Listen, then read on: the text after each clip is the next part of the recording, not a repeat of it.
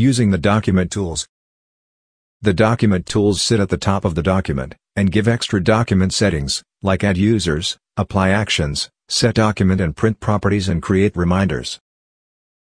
The document properties allows you to change the document name, add or edit a description, set document and section numbering, and view analytics.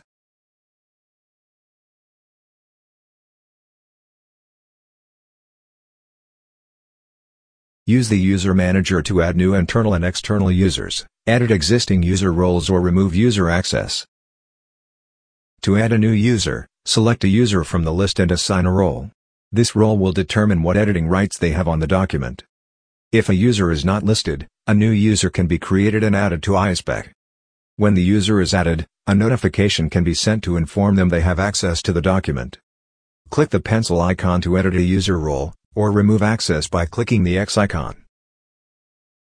Actionable items can be assigned to other users, so they know that a document requires their attention. When an action is assigned, it will show in the dashboard document list and also at the top of the document.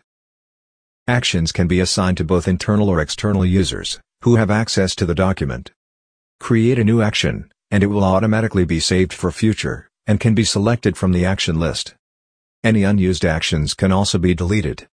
When the user has completed the action, they can delete it from the document, which will also remove it from the Items to Action dashboard folder.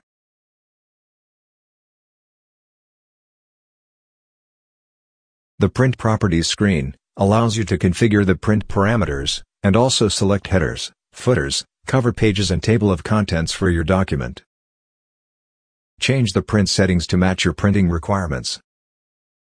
If the document requires it, create a new, or select an existing header, footer, cover page, and whether to include a table of contents or not. After these settings are applied, you can preview a copy of the document by clicking the Print Preview button.